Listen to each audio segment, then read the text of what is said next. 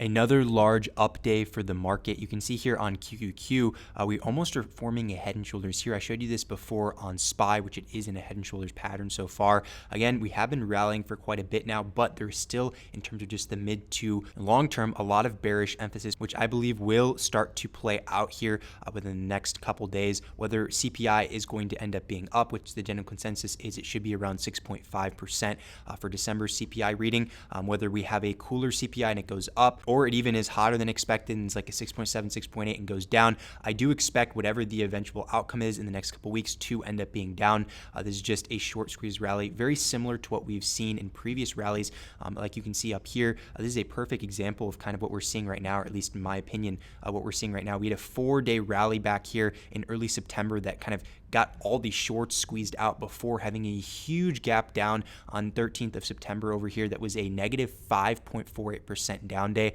So all the shorts that got squeezed out went right back and reverted to the start that we had on September 7th. So it seems like, at least in my opinion, we will see something similar in the next coming days, whether it is at the end of this week, whether it be from CPI or Friday after CPI is done and the data has been out for over a day, or it will be some point early next week. Again, there's a lot of bearish midterm to macro structures that we're experiencing right now, and one of which I just shared with you, is this head and shoulders on QQQ. And we've known head and shoulders to be very, very prominent and very, very consistent patterns throughout the entirety of this bear market so far. You can see we have a left shoulder here in August for QQQ ahead, and then also a right shoulder. This is a much smaller version compared to what we're seeing right now. So this should, based on the technical structure, allow for an even bigger downside move than what we saw in August, just based on how large this head and shoulders is that's playing out right now.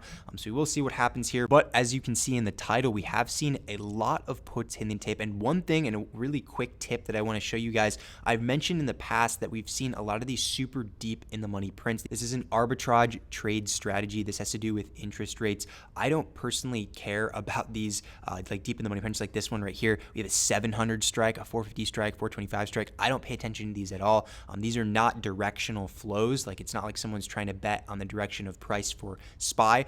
So these I count out, and a great way to filter out of these is to go into the filters on the right, and you can go down to deltas and filter it for over here. You can click further down and have about 0.79 or negative 0.79, or even better, 0.89 for the option delta. So you could do this here and you click done, and after that you'll see that it clears up a ton of these prints, because the problem with a lot of these prints are that they're super deep in the money, which means they have a much higher delta on them.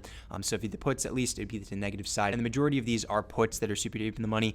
We haven't seen a lot of calls, at least typically around OPX time, but you can see that cleared up the majority of them. The only one that remained here was the 700, but again, much better than seeing what we saw before with all of the super deep in the money prints. And you can see here, just by filtering that, I filtered it for the start of the week, so Monday through Wednesday, which is today. You can see we have a lot of prints, and these are sizable bets that have been leading up to this CPI date. You can see it from the start. We had this 390 strike, so this was out the money at the time. They bought this at 391. We have been going higher since then. You also have to remember, they don't have to nail the exact top. A lot of people look at flow and think that these whales nailed the exact top of a move, at least when they're buying puts, or the exact bottom when they buy calls. That's not how this works. You have to make sure that you can see trends in certain ways. For example, if we are trending up on SPY or even QQQ, similarly to how we're doing right now, if you see a lot of puts consistently as we go up, very similar to what we saw back here when we were rallying back in August, then that can give us a lot of confirmation for potential downside. Again, it doesn't have to happen. We saw a lot of prints all the way back here, let's say early August, for the put side. And look, we kept going up afterwards. Eventually, those puts were profitable. As long as you have correct risk mitigation in place, then anybody that was loading around this low 320 range for QQQ, all the way up to around the low 330 range, you're still going to be profitable eventually, especially if you buy time. With that, you don't want theta to kill you. So you can see here, the whales have been buying time. They have a 421 expiration on this, a 421 expiration on this as well for the 2.3 million put. This one also is above the ask, as you can see here in order details. It also is a golden sweep. You can see all the golden orders that we have here, just the color behind them. That basically signifies that it is above the ask for you without having to click on the order details. But this one's super far out the money, a 350 strike. So very uncommon to see something that far out the money. This is again for April, and even March is still quite a ways away, a little bit more than 2 months away. So still a lot of time on these. This is for 3.2 million. And again, pretty far out the money for this 371 strike.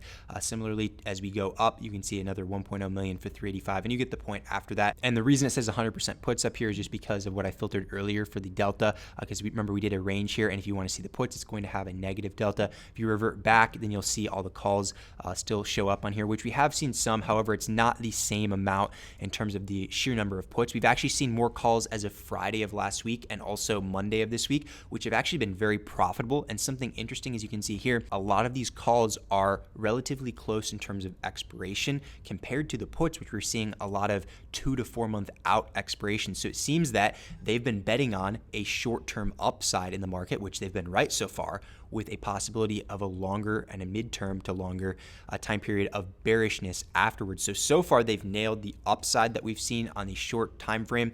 And again, we'll see here if they are going to end up being right with that downward move in the mid to long term. And I certainly believe that they will be, but we will see what happens, especially after CPI on Thursday. Also, something I'd like to talk about today is Apple.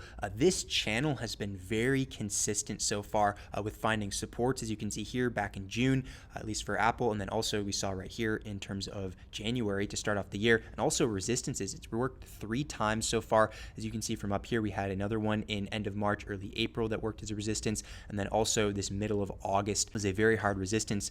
And we've traded within this channel for quite a while now, all the way back since it started. Well, technically you could consider it started all the way in January of 2021, at least this pivot. But for the most part, we've been trading within this channel since July of 2021, and it's been very consistent so far. So as of now, Apple seems to have found some form of a large support.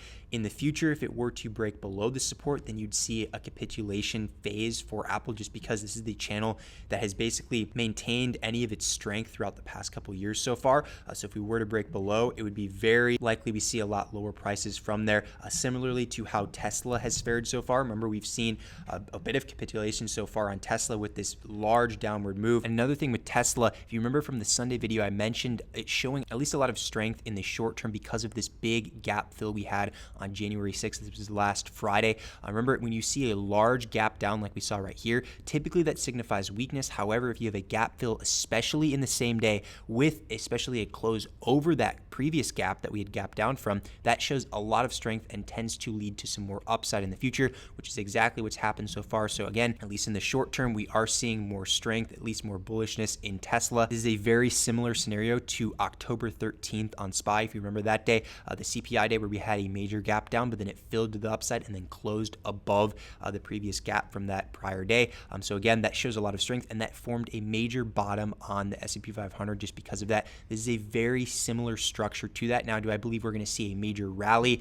just to go past 150 or something? No, I don't think that'll be the case. I think it'll be a lot more chop in this range with some more upside emphasis in the short term.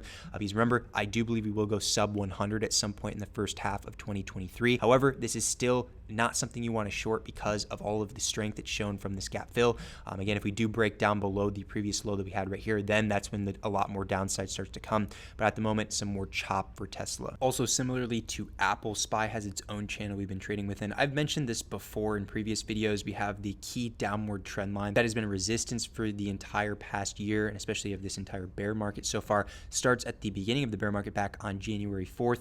You can see here it's acted as a resistance every single time, and right now we're getting very close yet again to it. A potential, maybe we have a fake out, let's say tomorrow with CPI, or it's already exhausted itself to the upside. Whatever happens here, this is a very critical line, because if we get above, that'll be the first time of this entire bear market that we've been able to get above this line. So personally, I don't think that's going to happen, but we'll see. There's been a lot of fake outs that we've seen right here. We've been above here, but we never had a daily close above this level. And that's the thing that a lot of traders, especially people that are looking for new all-time highs, are looking for, to see closes above, especially 2 daily closes, even more so for a weekly close above this level, to have confirmation of even more upside. And we just haven't had that so far. So this has acted as a very hard resistance, and do mark it on your chart, especially if we had, let's say, a fake out to the upside. Price would like to touch this level before as like a wick before going down even lower. So do mark that. And then we also have the lower end.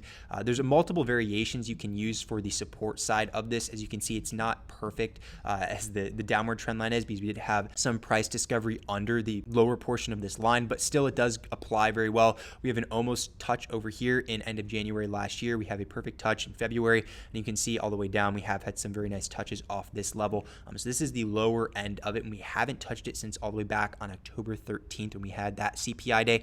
We had a major gap down and then huge rally afterwards. So this one is another one to mark on your chart, and I will extend it as well to continue going further, because if we do have a rejection off of this level, then just based on technicals, it is due to end up retracing to the lower level yet again, as it has every single time in the past after touching the upward trend line. So some things to watch for. It certainly seems that the whales are positioning themselves for further downside, whether it just be protection for CPI or directional bets. In my opinion, seems more like directional bets.